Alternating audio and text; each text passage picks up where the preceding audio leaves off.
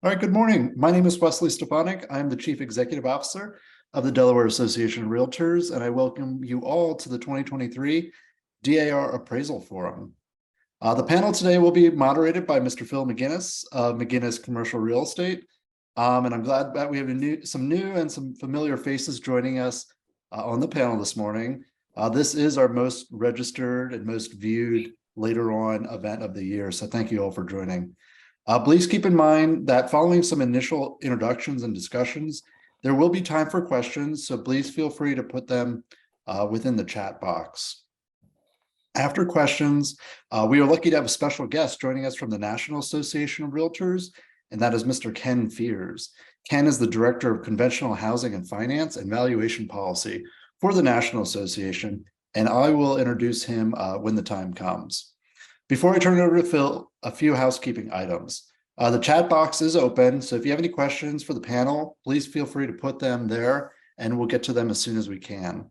Everyone is muted, but if you do have questions, again, just put them in the chat box and we'll go through them. The session is being recorded for reference later, and it will be available in our video library at delawarerealtor.com. I do want to let everybody know that our next hot topic session will be April 3rd, where we'll be discussing the Fair Housing Act in particular and what are reasonable accommodations. A link to register may be found in Wednesday's Fastbacks email that goes out. Lastly, the panelists will be highlighted on the screen. If you don't like the view of the screen, you can change it. Just hit that view button at the top right corner and you can. So with that, Phil, let's get started. There you go. Sorry about that. Am I unmuted? I think most people prefer me to have the mute button on, mute, something, whatever. Hey, good morning, everybody. Glad you could join us. We got a great panel this morning. We're going to start with some introductions, and I'm going to let everybody kind of introduce themselves. And my screen has Steve Houston from Sussex County up in the left. So, Steve, why don't you give us a few sentences about yourself? I'm Steve. I'm located in Western Sussex, certified residential appraiser, Delaware, Maryland. Hold the SRA designation of the Appraisal Institute, and I also am a licensed sales agent with Callaway, Farnell and Moore in Seaford. Been working at it for 32 years at this point. Service area is predominantly Sussex County. Beautiful. Now we're going to go catty corner. Lori Voss, welcome to our little cabal here, and take it away. Thank you. Hi, I'm Lori Voss. I live in Rehoboth. I'm a certified residential appraiser in Delaware and Maryland. I service the whole state. Let's see, I've been doing it, I think, since 1999, and it's a love-hate relationship. It always is. Okay, next from my favorite county, Lynn Baker. Hi, I'm Lynn Baker. I own and operate Baker Appraisal Services. Primarily work in Kent County now because I'm getting old and I don't like to travel as much. Been doing this for about 37 years now. And I'm also a licensed broker with Remax Horizons here in Dover. Beautiful. And not last, but certainly not least, from Newcastle County in Maryland, Pennsylvania, all the way to Virginia, Jim Mullen. Well, thanks, Phil. I actually don't go to Virginia, but would you like to? Yeah, it's beautiful country down there. So I'm Jim Mullen. I'm an SRA in the Appraisal Institute, service Newcastle County, Northern Kent, and then I do the peripheral around Newcastle County, so it would be southeastern Chester County and the upper eastern shore of Maryland. Been appraising since 1988. Makes it 35 years. So I got 2 years on Steve. I don't know, Lynn, you might be leading the pack, but I got 2 more. Yeah, there you go. So other than that, just residential 1 to 4 unit, vacant parcels, and occasionally I'll do some portfolio work. Beautiful. And so we do have a short fuse today because we got to get Ken Fears on the line at the end. So let's go ahead and get started.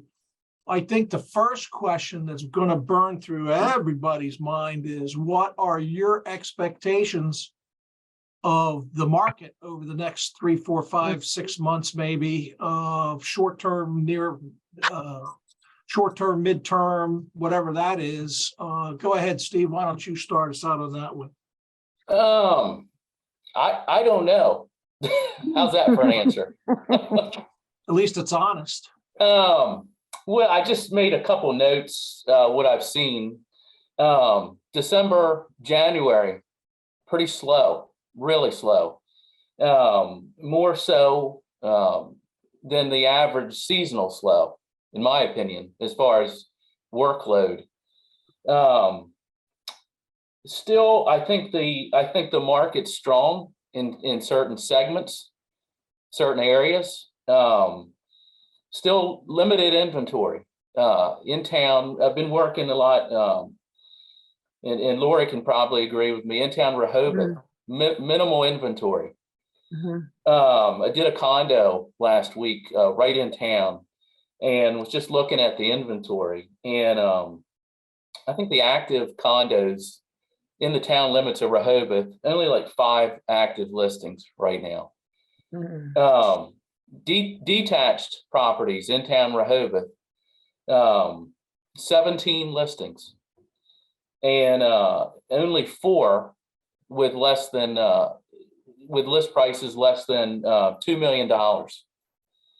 And I'm seeing the same thing in town Bethany, the detached properties within the town limits, only about 16 active listings.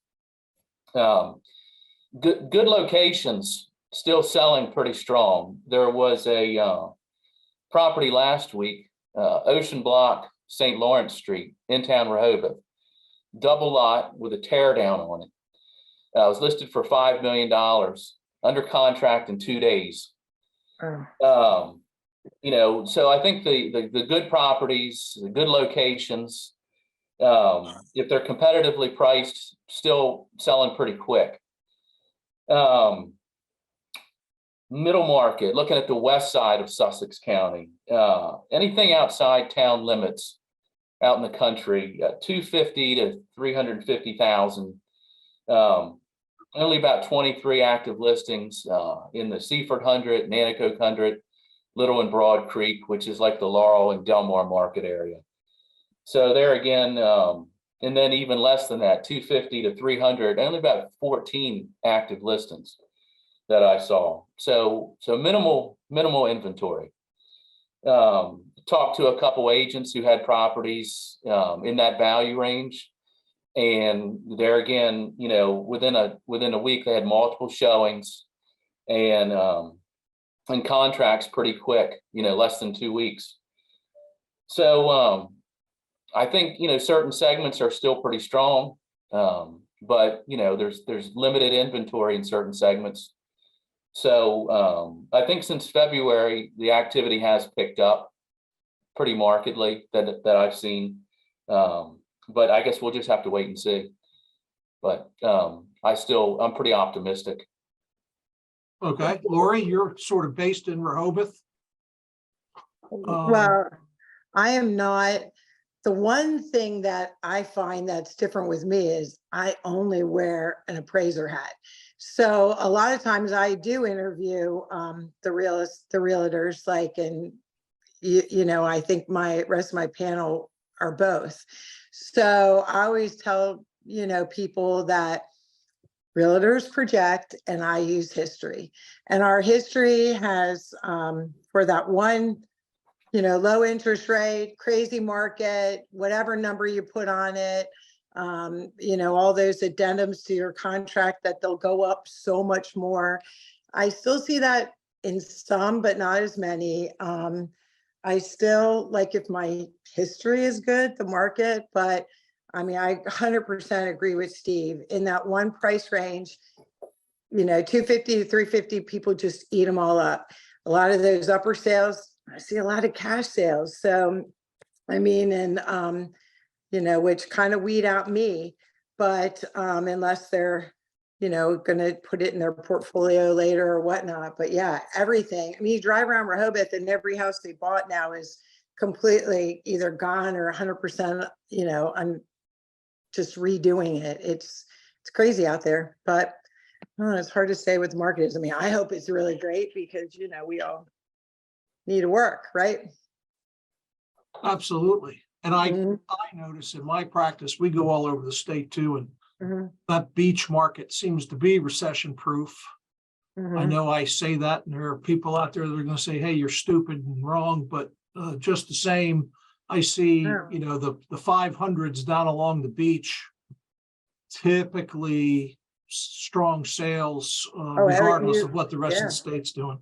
yeah, absolutely. And I mean, that's every house has to, I mean, if you had something under that, it wouldn't be in our area right here. So it is crazy.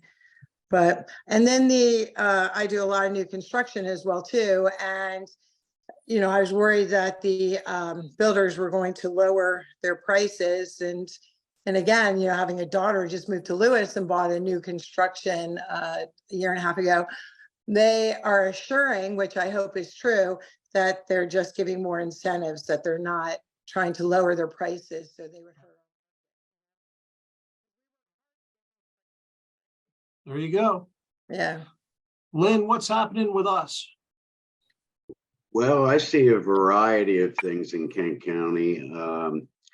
Basically, there are pockets. I would agree with both Steve and Lori. On the low end, things are moving extremely quickly. There's just not enough inventory in that 250 to 300 range. There's a lot, still more demand than supply. But I have seen in Kent County, we're more of a traditional first home market as opposed to the beach. So in that, say, $400,000 to $500,000 range, I'm seeing longer times on the market and some price reductions, which were unheard of a year ago.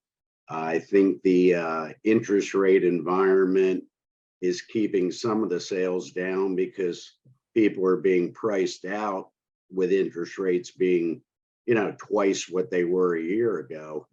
But we still have a shortage of inventory, and other than the upper end market in our market, things are moving extremely quickly.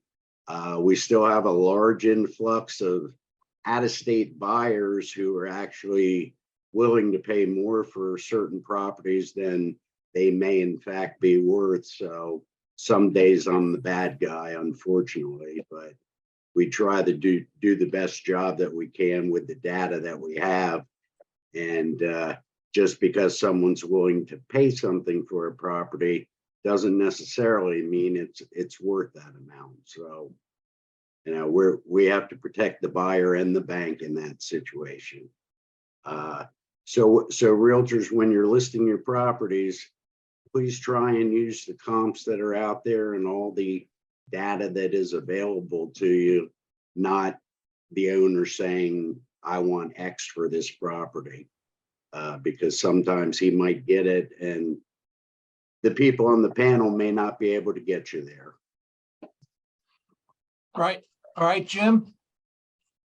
What I've been seeing in Newcastle County in particular is the residential trades. There seems to be a 1 week you'll see a couple, then the next week you don't. Obviously, there's a lack of inventory in the market. Any of the larger trades are 1031 exchanges, and some of those tend to be portfolio residential rentals. I just completed a block of one that was 11 rentals. One trade to another trade, 2 out of state in that transaction. Really looking at, I just had 2 purchases in the last 2 weeks, but they never hit the open market in MLS. What happened was somebody wanted to sell their property. They engaged an agent and the agent said, I already got a buyer. And boom. So when I called the agents on each of them, I said, I can't find it in MLS. They said, I already had somebody waiting in the wings, so that just gives you an example. And, when you drive around, you just don't see active for sale signs on property. Or if you do, it got the pending sign on it the next day. Since the Wilmington market has a lot of the major employers in the state, a lot of them are not transferring folks in or out. So that market, some of our agents I know used to work in that, and I haven't seen any of that. So really what I've been following is the employers in terms of expansion or new companies coming in. So as an example, Christiana Care has been expanding. So that is a good thing overall. Their footprint in the Middletown market has really been expanding. And then in North Wilmington, it's expanding at the old,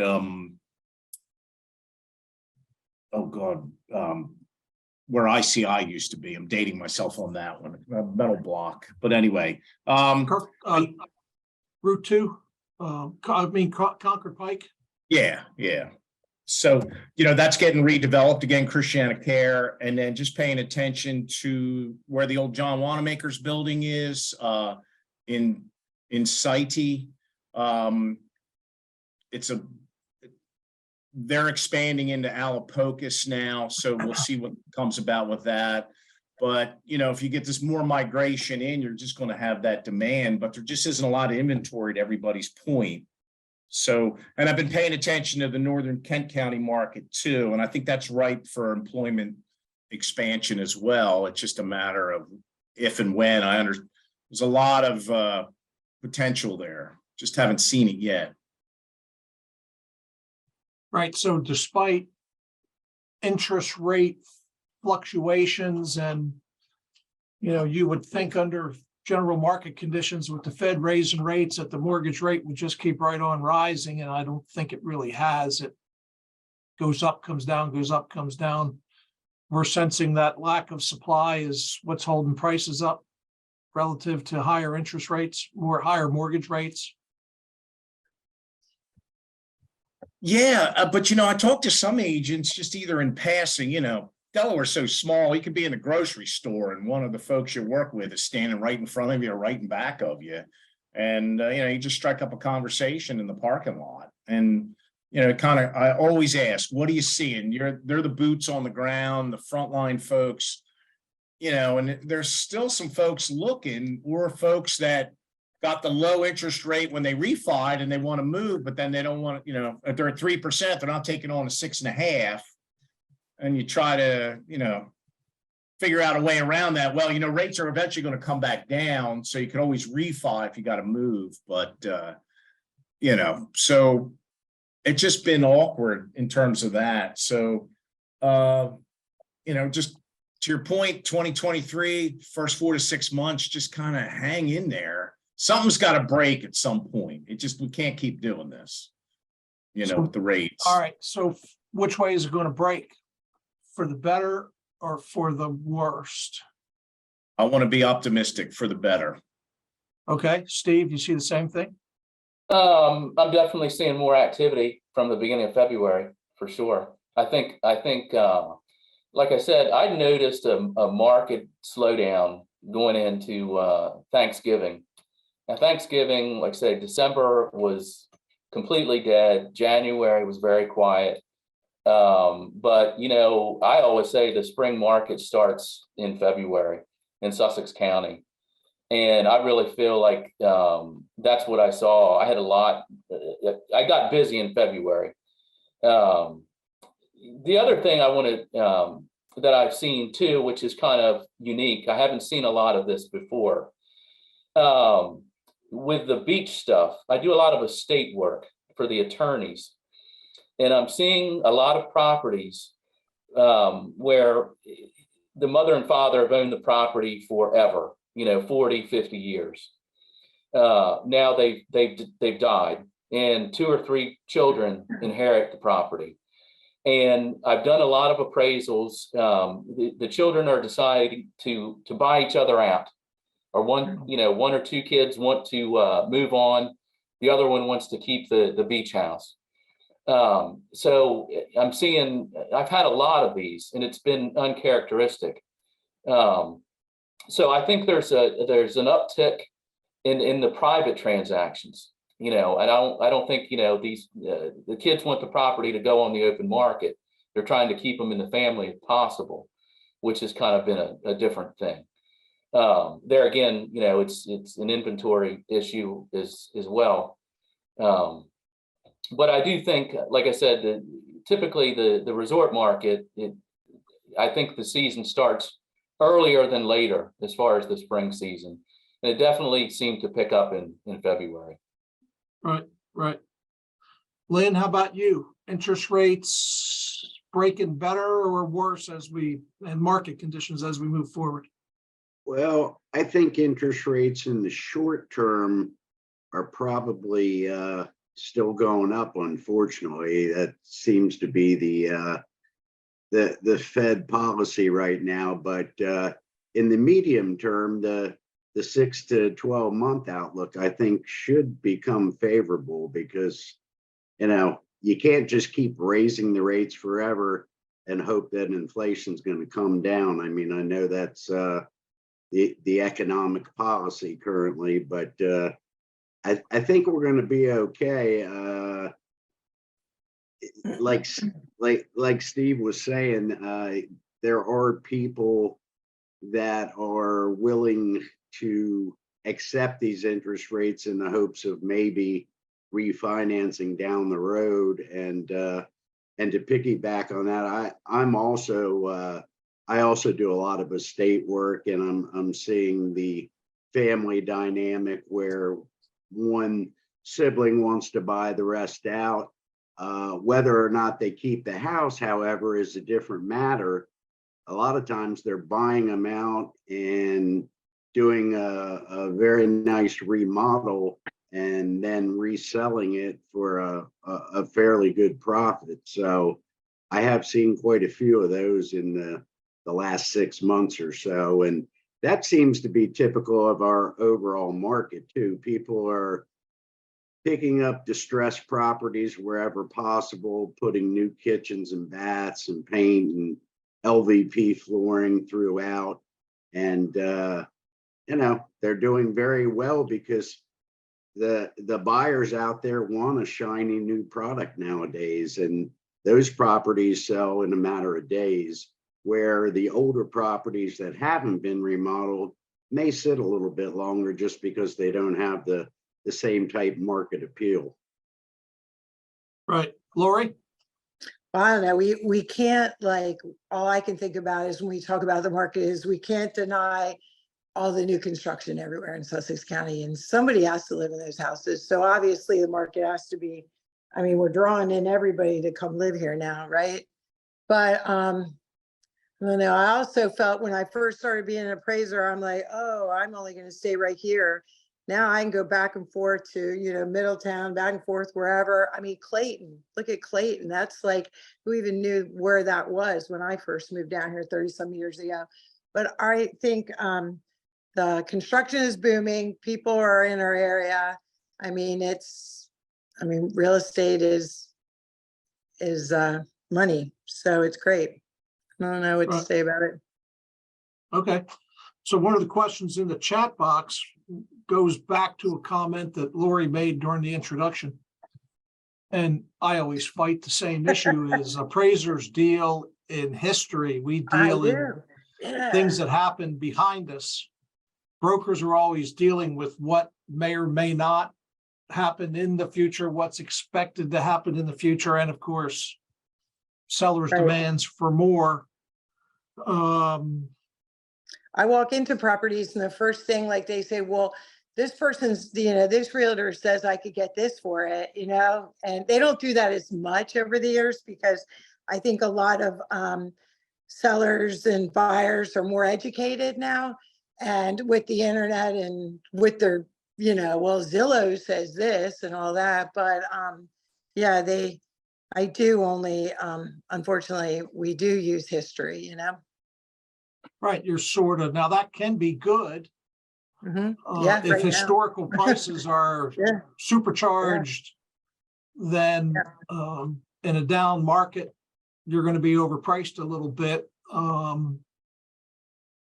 So what about the rest of you guys? Are you seeing like price changes, people lowering prices and that sort of thing relative to this history versus future sort of niche? Jim, go ahead. I know you're. I haven't seen like any type of severe drop. What I'm seeing is more of a realistic, 90 to 120 day list period, so you have to get into that reality of it. And, the rates may be a little bit of a turnoff, but I haven't seen anything that, was on and then expired or taken off and put back on. So I've seen things that just kind of held its own a little bit in some of the markets here, if you jump over the border into southern Chester County, where you had some of the larger estates at the high end of the market, that market's just been a little stagnant, but I think that's just because of the purchase market there. You have to have that unique buyer that wants a 20-acre chateau home that's 7,000 square feet with all kinds of outbuildings. Just a unique market unto itself. But I haven't seen anything really take a dip. I have seen a tremendous amount of demand for 2 to 4 unit dwellings, the small residential income properties. Those have really been kind of a hot commodity. Again, some of that is involved in the 1031 exchange, those folks, but other than that, those seem to be really, really a hot commodity right now. All right. Steve, how about you? I agree with Jim. I tell people at the very top of the market, I haven't seen things going any higher. I did a divorce a couple weeks ago, a real high-end property in South Bethany, Bayfront. And I had to go back into 2021 because of the characteristics of the site and the dwelling to get comparables. And there hasn't been anything else, higher since that 2021. I tell people at the top of the mountain, the air is very thin. And I think that's, I haven't seen much movement any higher as far as the high end stuff, just like Jim. And Jim and I have this conversation a lot as well. I think you have to use the older comps.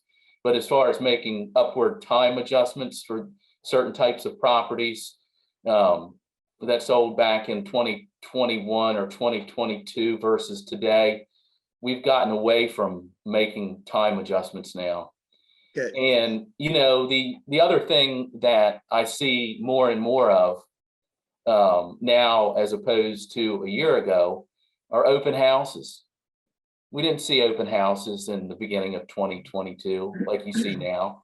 So I think the super aggressive pricing is not the way to go. I think you have to fall back on trying to, if you're doing the competitive, the CMA or the BPO, I think you really need to focus on the best sales over the past year and see what that shows you and try to price accordingly, not too far north of that.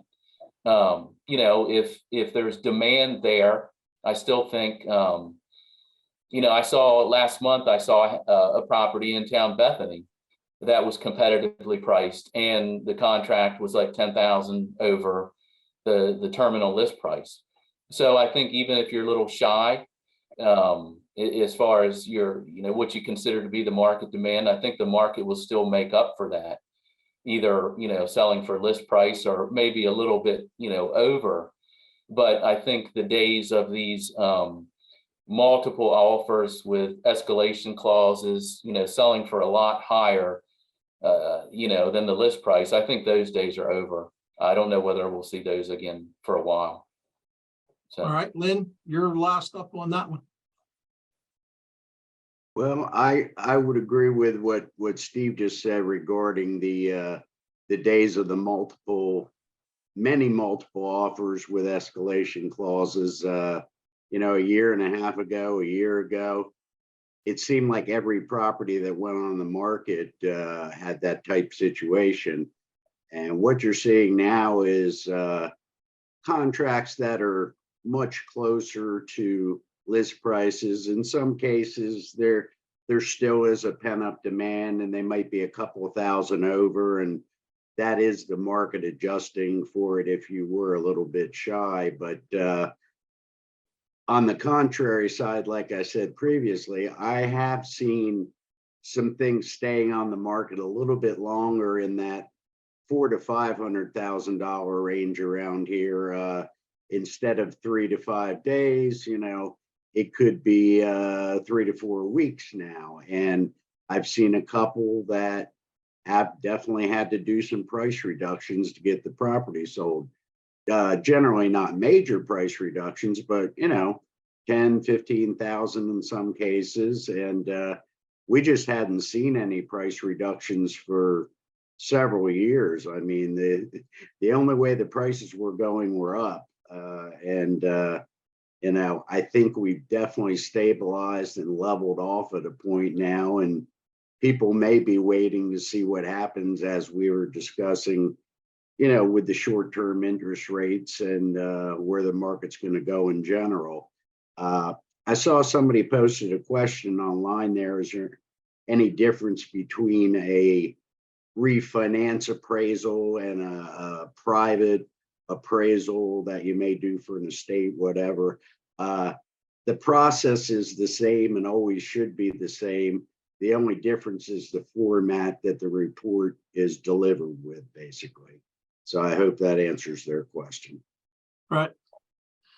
And so before we get into appraisal rebutting, which is always the appraiser's most famous topic, what is the value of having a potential listing appraised ahead of listing? Jim, I'll let you start with that one. I get asked that sometimes when a private person calls and they want to get an appraisal and then they want to list with an agent. And I explain to them that the agent, you know, will do a broker's price opinion for them and sit with them and go over the data. And so a lot of times they'll say, well, the appraised value is what it'll sell for. And I, again, just have to talk to them and tell them, no, what a property would sell for and what it's valued at could be two different things. Again, just more of the educational aspect to the consumer is, you know, an agent, we use the same type of data in MLS. To Lynn's point, it's just a matter of the reporting aspect of it. So I haven't had too many. The only time I've ever really had an agent request an appraisal is if they've got somebody that wants to put this thing on at some crazy number and they want to bring them back to reality. That's when I've had that experience. But mostly I just try to tell folks, you know, if you're going to list it, work with the agent. They're knowledgeable folks. They follow the same rules and regulations ethically that we have to. You know, just as a consumer, you know, I just try to help them that way. But then you get folks that want one just for their own peace of mind. And at that point, when they twist my arm, okay, we'll do one for you. Right. Lynn, what do you see?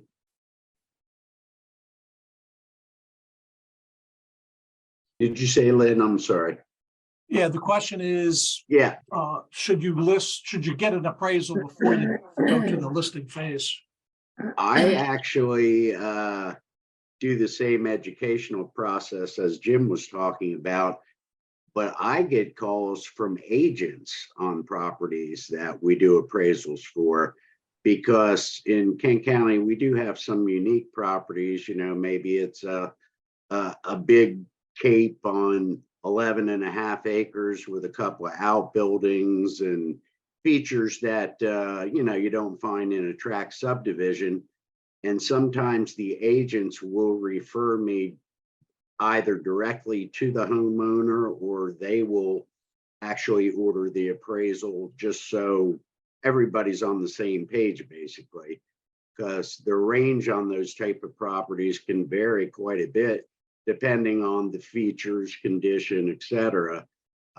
So I do a fair amount of pre-listing appraisals, whether it be for the actual owner or the agent that's going to list it. And sometimes if a CMA can't determine a good value that everybody feels comfortable with, I recommend an appraisal if the property is unique.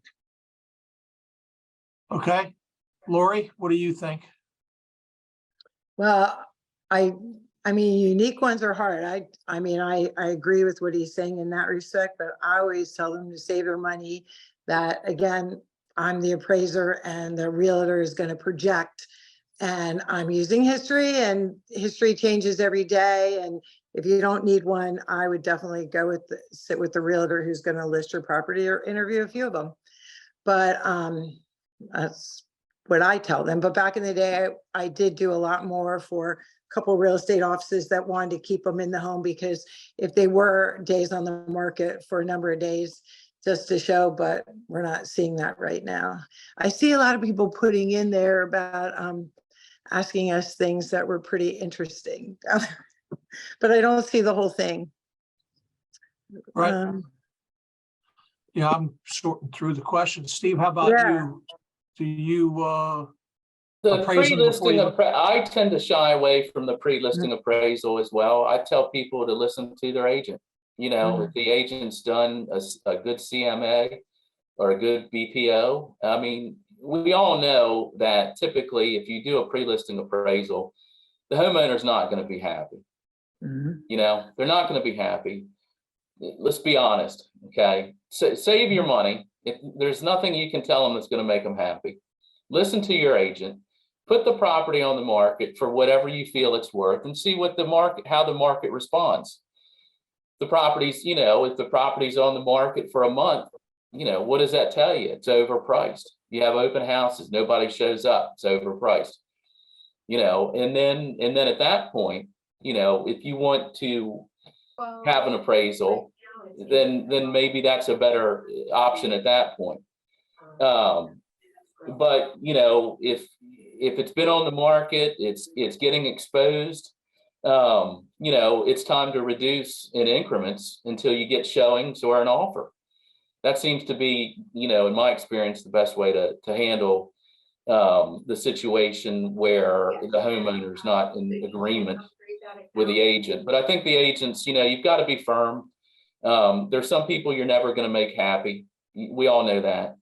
But a lot of my lenders. yeah, you know, I just tell people in most cases, you need to listen to your agent and trust your agent. Right. All right. I want to just go through a couple of short questions. Like one question was, what is the value of land, or how do you adjust for land? There's another one that's how important is price per square foot?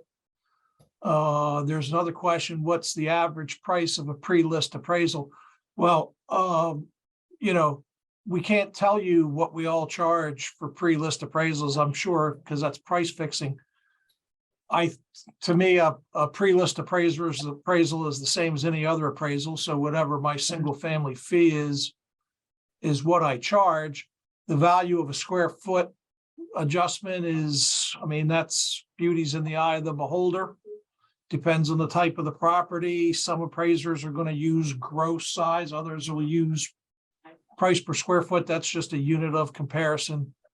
And then what is the value of land? Well, you know, that depends on a whole variety of things, the market area of the property, how much land there is, what the comps. So we use matched pairs in making adjustments for different, you know, what's the value of a fireplace? Well, that depends on a number of things, and we use matched pairs for those kinds of things. And so after you get done analyzing all that, Jim, you're raising your hand? Just real quick on the land piece is, you know, we go back to surplus land versus excess land. And we've probably run into this a lot. So you have to look at the utility of the site. So the utility, what does it provide? I've got a young family. Can I put a play set out back? Can my kids put a soccer net, basketball hoop, or when I walk out the back, it drops straight off down to some stream with a bunch of woods. So if we're going to have a catch and the ball goes over the end, I better have two balls, because once I go down to get that ball, I'm not going to be able to climb back up. So that is one example. The other example is, well, it's an acre and a half and the zoning is 40,000 square foot minimum lot size. I've got a buildable lot over here and they're selling it 1 1/4. Well, we haven't engaged an engineer. We haven't gone through the minor subdivision process. And in some communities, we haven't even gone in front of the civic association that's going to want to have a say in it, a la Rodney Dangerfield. So that's one example of land and how an appraiser would look at that. So the big one is surplus versus excess, and what that the utility of the land provides to that typical purchaser. Okay. So let's If talk that about, helps. I mean, you get this a lot, and I think it just, with this being an educational piece, just know how an appraiser kind of looks at some of this. right. So let's talk about appraisal rebutting real fast. I think the question was, how do you rebut an appraisal? And, I've had it happen to me. I've had lenders call back and say, hey, stupid, your value's wrong according to the borrower. How do you guys deal with that? Do you see it frequently? Are you aware of it? Lynn, why don't you start this one? Well, we Not used for any to, particular reason, just because you're from Kent.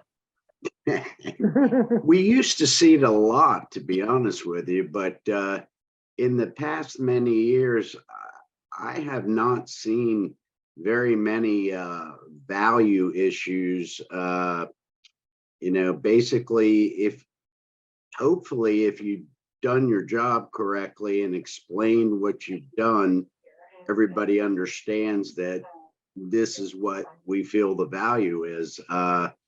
In years gone by, there were pressures that came from a lot of different places, whether it was the homeowner, the mortgage broker, the real estate agent. I mean, I'm a real estate agent too, so I know, sometimes we want the value to be X and it's not always X, but I'm not seeing it much anymore. And I think anybody in the mortgage industry specifically frowns on it and has a hotline to report any undue pressure. So I think that's more of a thing of the past, other than the homeowner that feels his property is always worth more than what it is.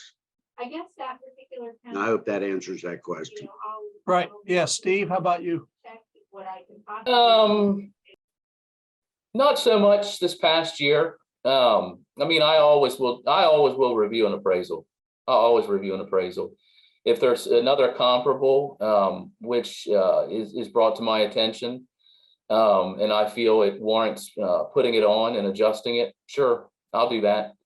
I think you have to fulfill your due diligence. If it reflects a value change in either direction, then it is what it is. But yeah, I'm never a hard no or a hard yes. I always want to dot the I's and cross the T's. Nobody's perfect. Nobody's 100%. Sure, I always, if it's within reason, sure, I'll reconsider it. Absolutely.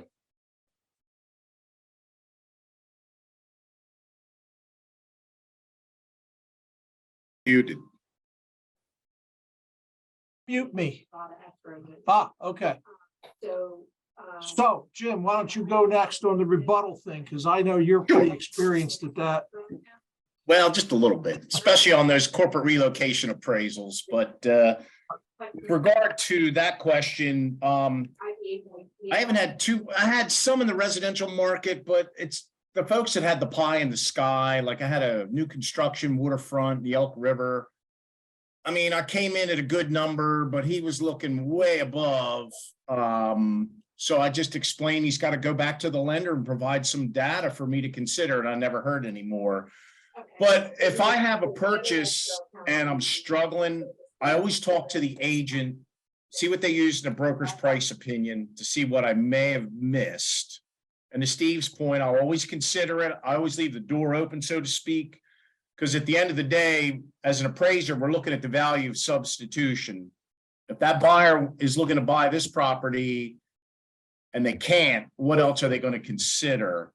So I also cover myself in the appraisal that I always do this is I speak with knowledgeable professionals in the marketplace to understand the nuances. So I welcome it. I'll give everybody a quick example. I had a friend of mine bought a place in Milton, purchase, it didn't appraise. He was really depressed.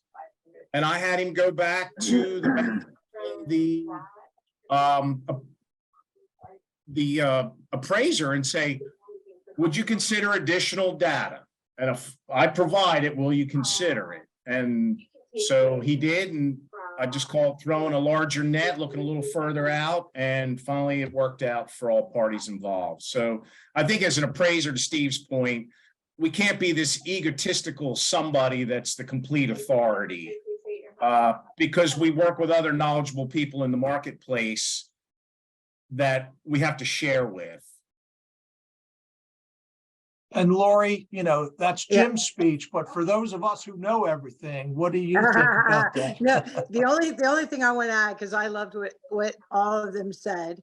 The only thing I want to add is sometimes, and some of these properties, especially like the unique one, 97% of the time I walk into the home with nobody there. And if the agent, like I get my 1-day code, I go in, I do whatever, I do my job. They give you the information. Every MLS, has the best. So, thankfully we get to look at pictures now, inside out, every corner, but it's kind of nice if they want to point out things or address things prior to, because sometimes we can't see everything and know everything. And I like that. I like when realtors meet us, but that's just my opinion. Okay, yeah, Yeah. I'd like to think I'm right all the time, but one of the questions was, how do you rebut? Or what do you use? What information do you use to rebut? Right. And certainly if you review an appraisal and you see what you think are bad comps, wrong comps, inappropriate comps, then the best way to rebut an appraisal is to say, hey, I got better comps than the appraiser used, and produce those comps. Mm, I don't think you'll get very far by saying there have to be better comps somewhere. mm. It's always better to actually produce the comps.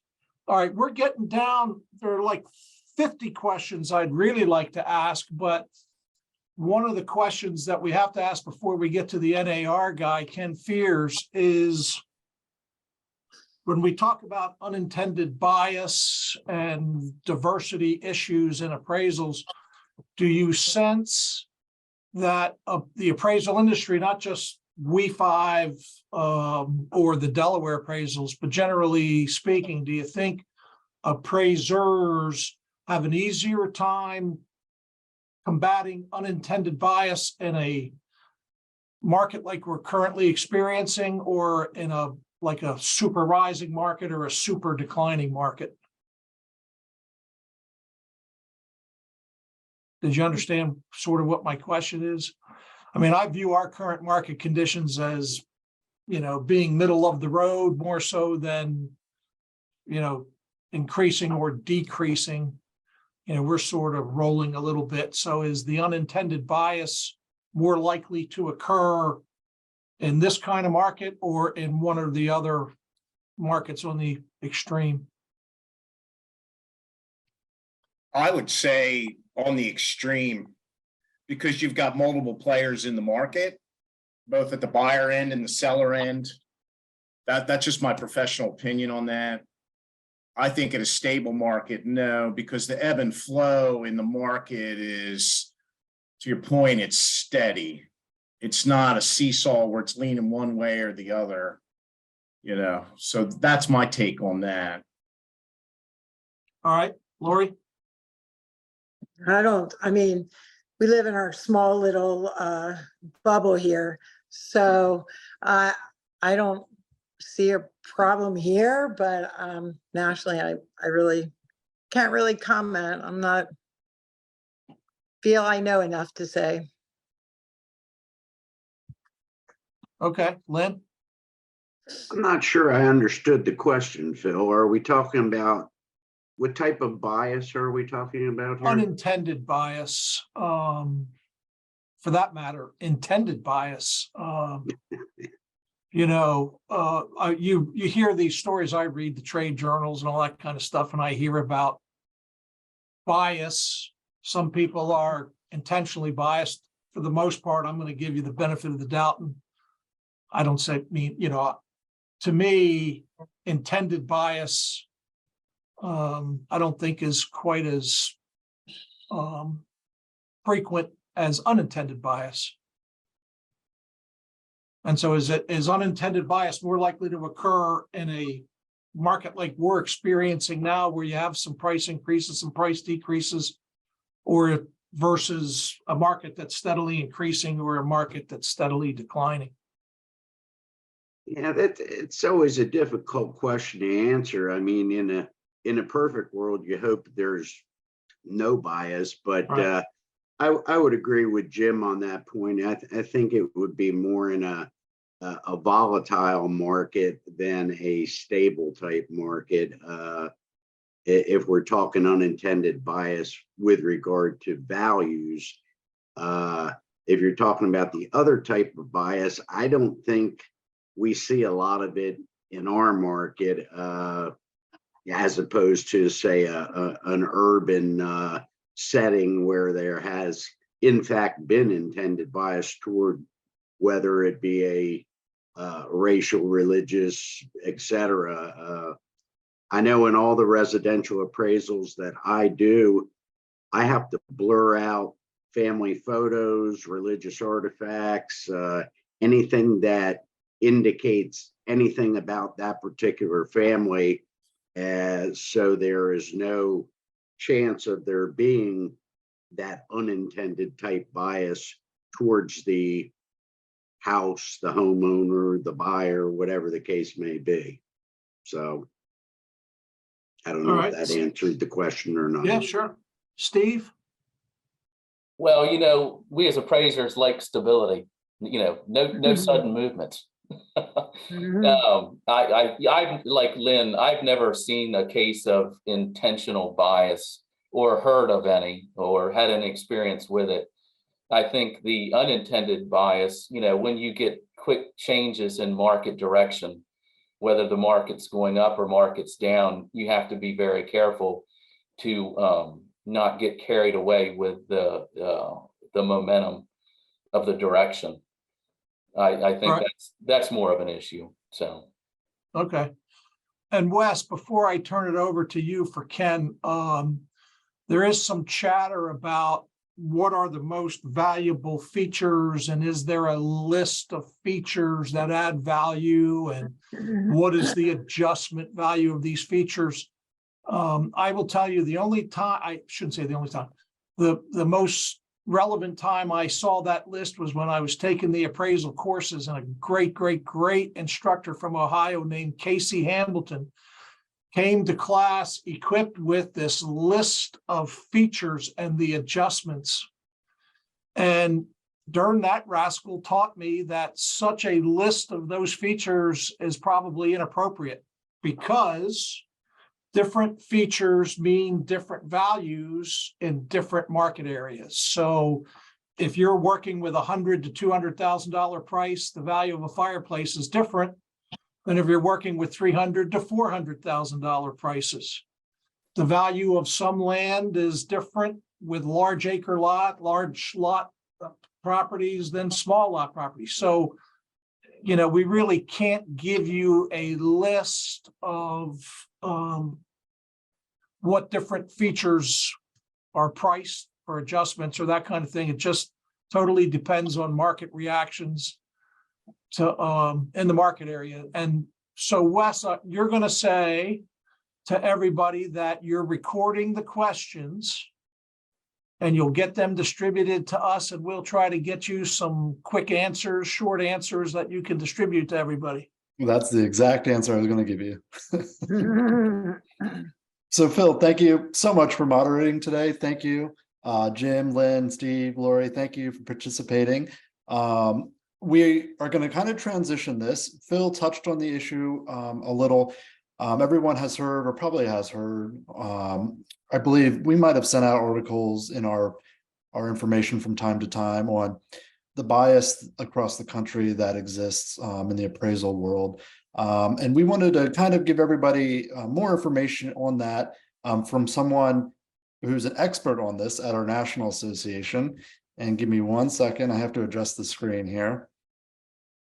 Wes, while you're doing that, I just want to remind everybody that the new Delaware law, rules, and regulations for the govern real estate appraisal in Delaware has 2 new components to the educational piece. It's bias and fair housing. And those are 2 new chapters that have just been added for this cycle. Yeah, thank you. So with that, I'd like to welcome Mr. Ken Fears. Ken is the Director of Conventional Housing and Finance and Valuation Policy for the National Association, and he can dive into this a bit more. Welcome, Ken.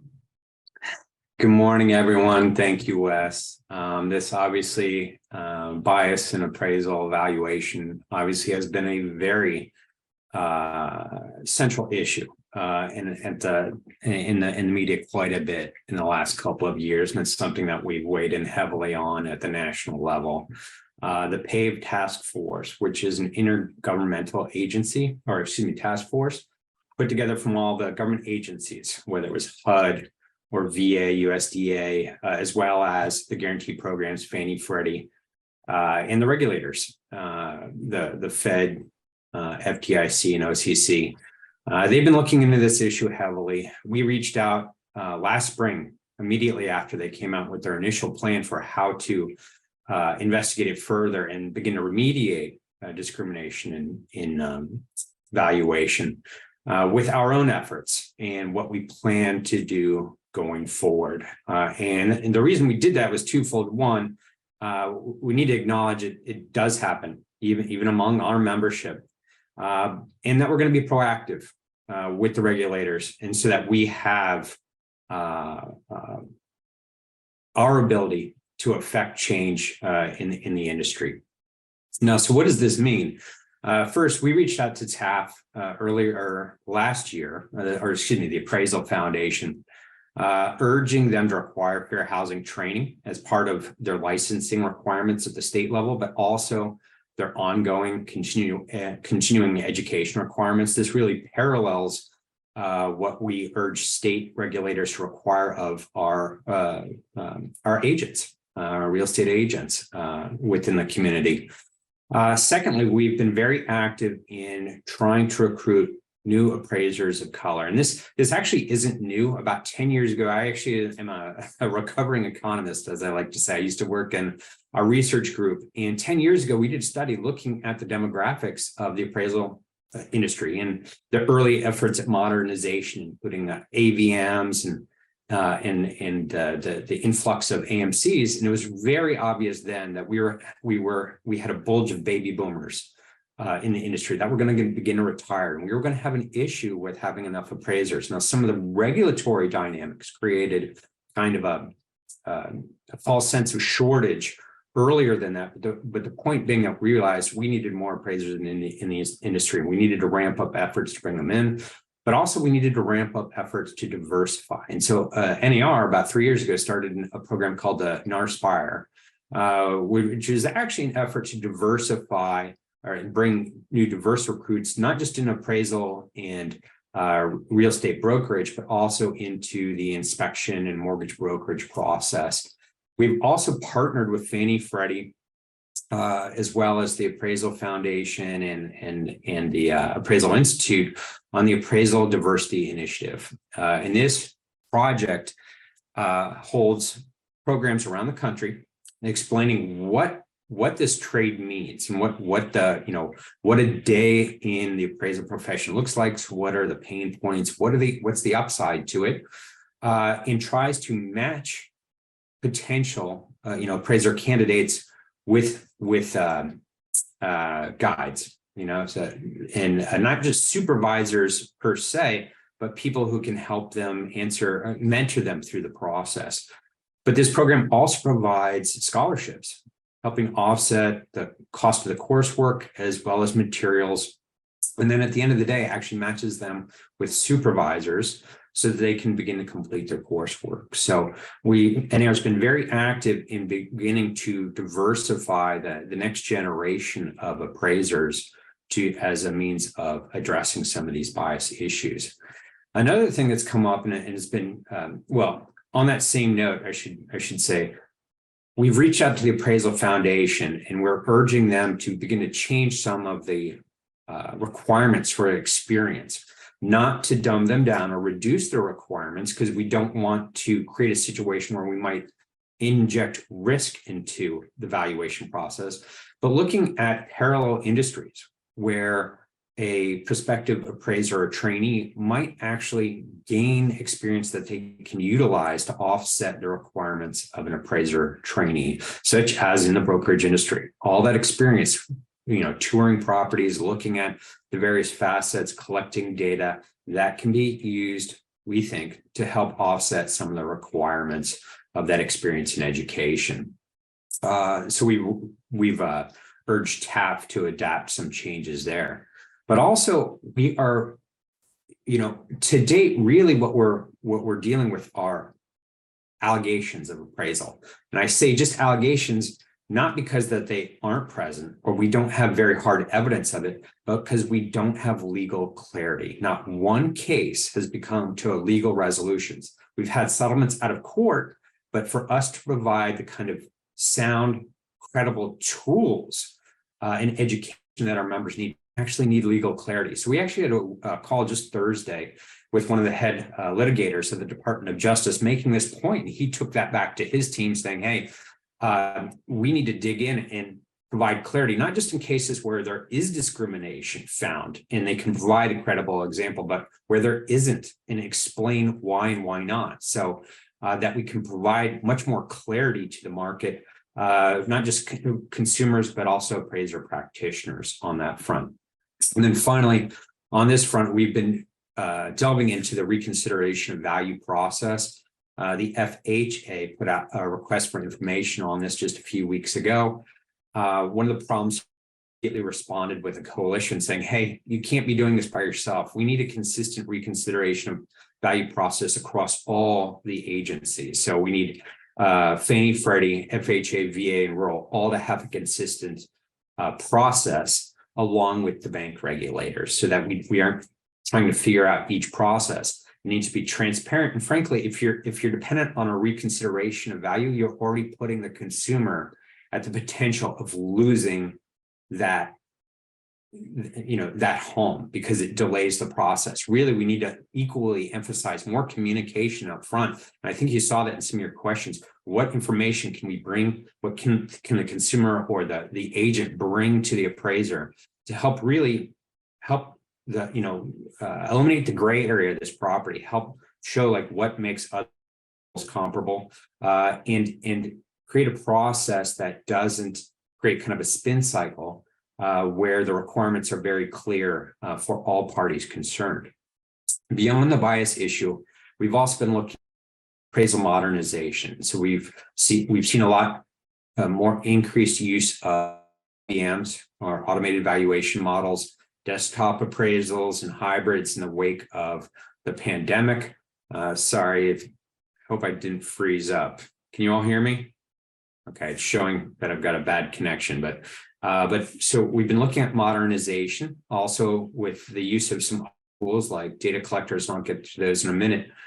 But the modernization, and this really came to a head in December.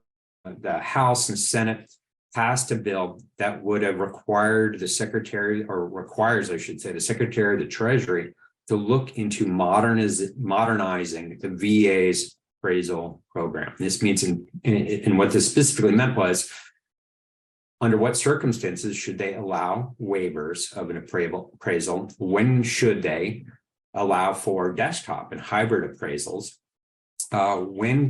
What kind of properties don't necessarily require, or consumers don't require an appraisal and the like. And it gave them 90 days to review their current processes for recommendations and the 90 days to implement them.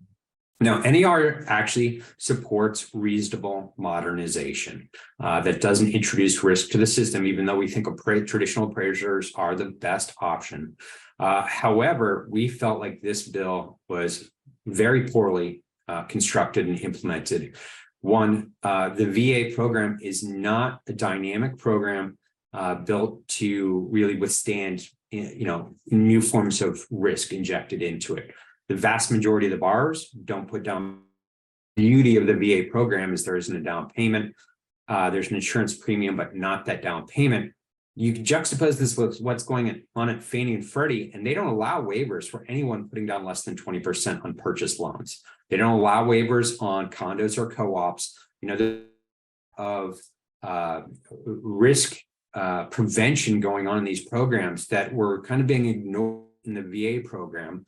The VA also doesn't have the manpower or resources to deal with this, doesn't have the technology that Fannie and Freddie do. Remember, Fannie and Freddie do about $500 billion in business every year. And they have combined about $10 to $15 billion in profits to throw at these kind of programs in developing technology. The VA doesn't, unless they're going to start funding that.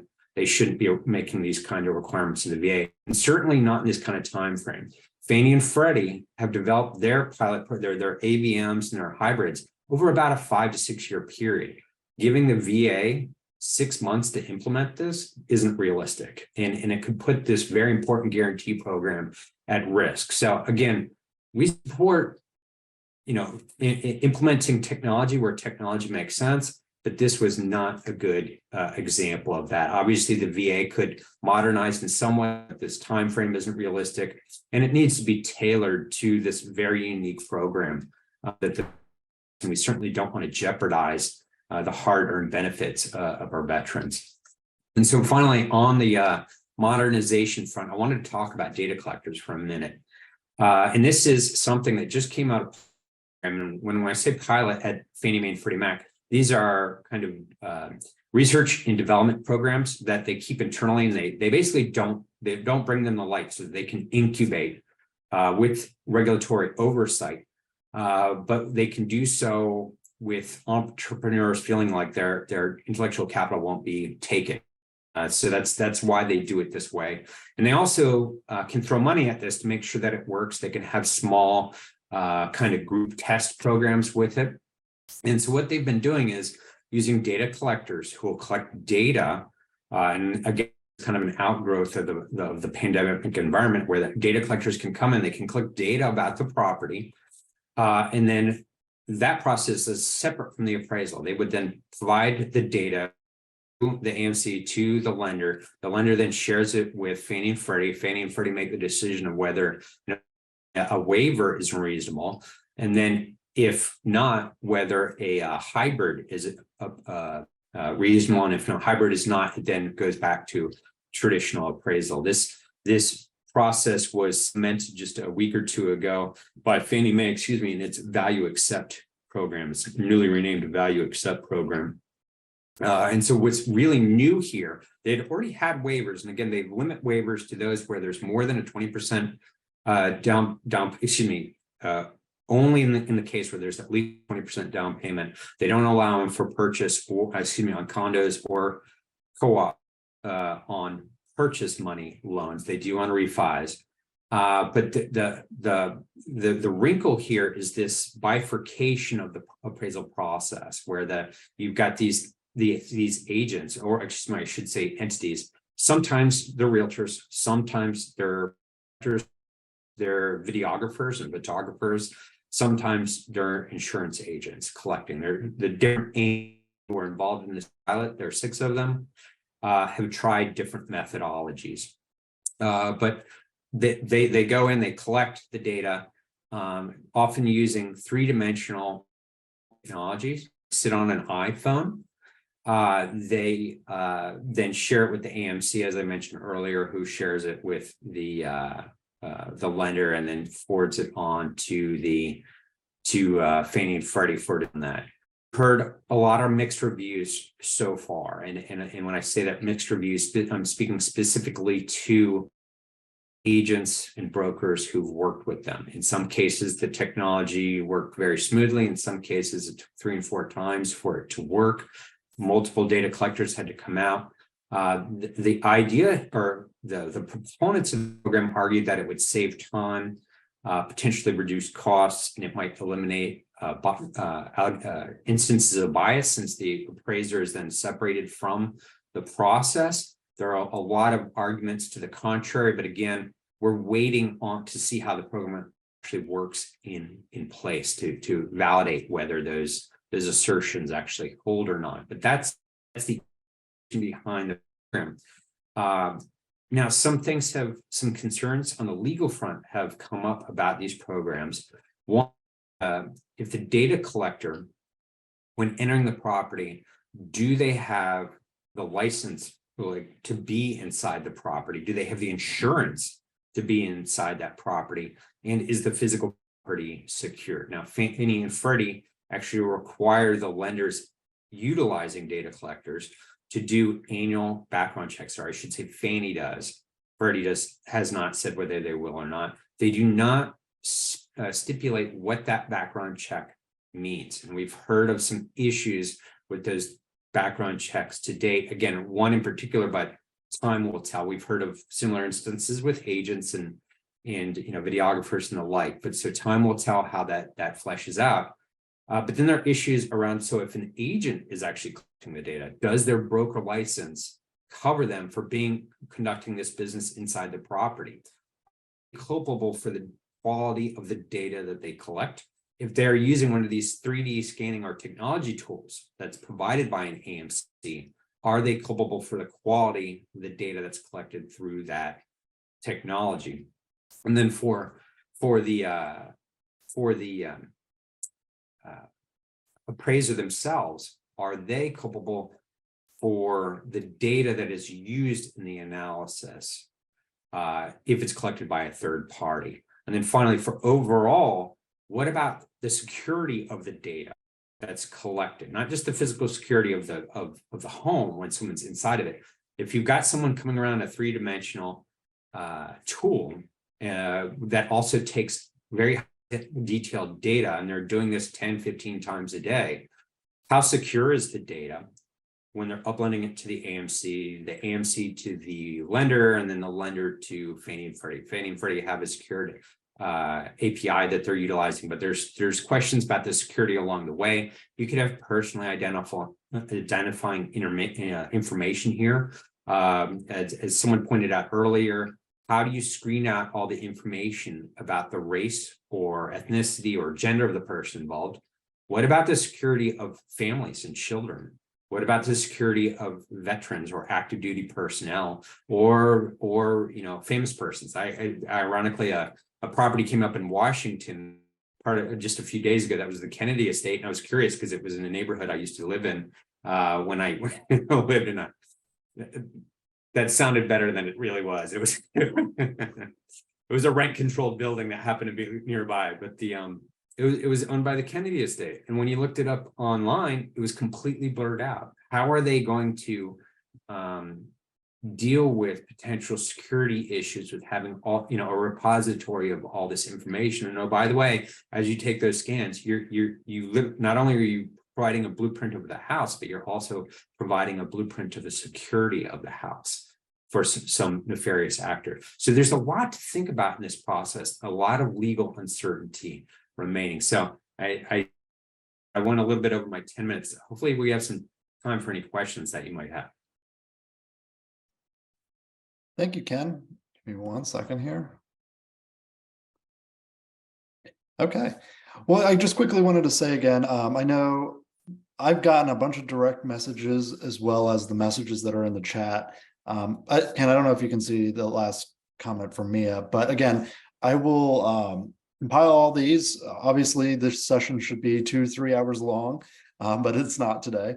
But we'll try to get the questions together and get the answers for everyone. And I'll send them out as a mass email to everybody that participated today. Ken, did you see that last? Oh, sorry about that. Give me 1 second. Give me just a second. Ken, you have to accept the unmute there. There you go. Yeah, I see it there. I'm trying, so.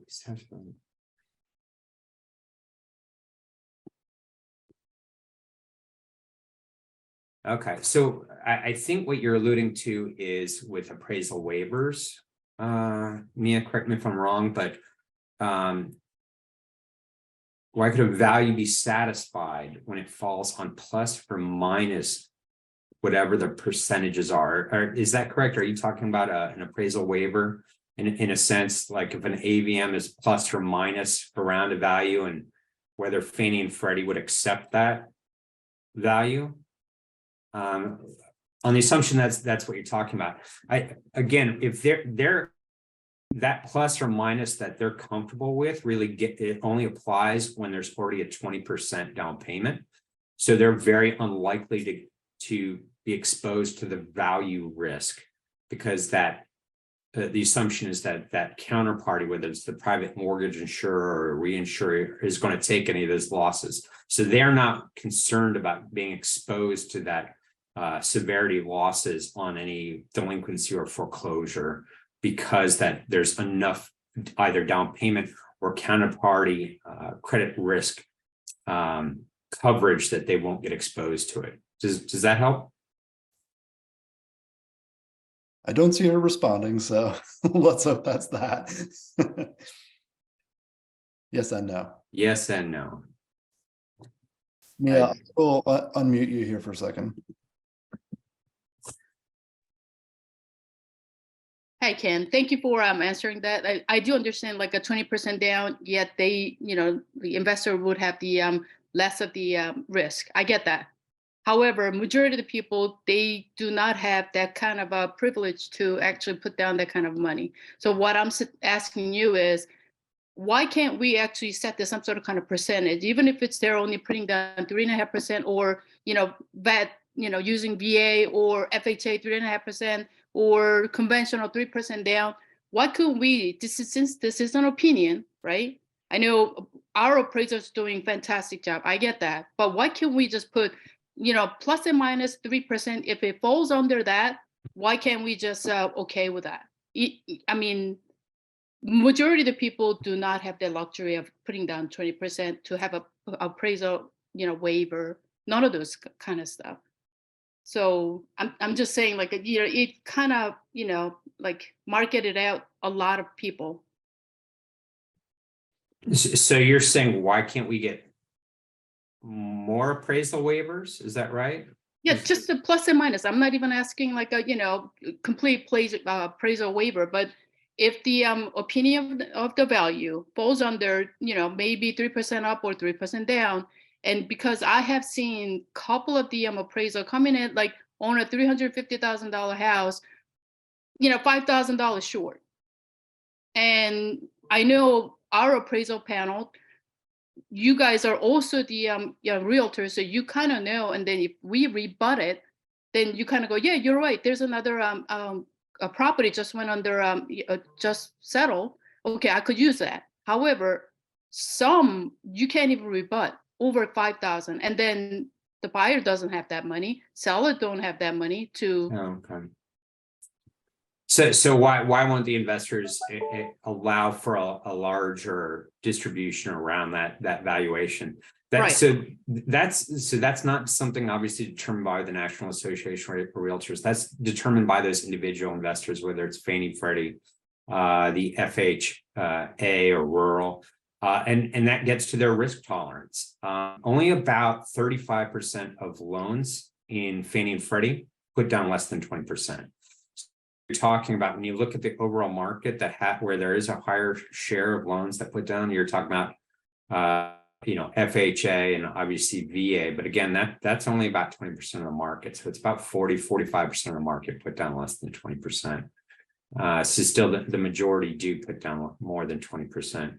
But the point being that tolerance up to the investors at the end of the day and what they're comfortable with.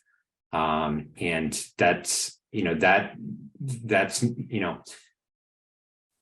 not something we have a lot of leverage over because it's their skin in the game at the end of the day. All right, Ken, we're out of time. So I want to thank you for joining us. I appreciate you taking the time to join us today. Everybody else, again, feel free to email your comments if the chat closes and you haven't been able to put them in. Email them to info@delawarerealtor.com. And that's everything. So everyone have a great day. Thank you for joining us. Thank you to the panel. Thank you, Ken. I appreciate all of you. Thank you.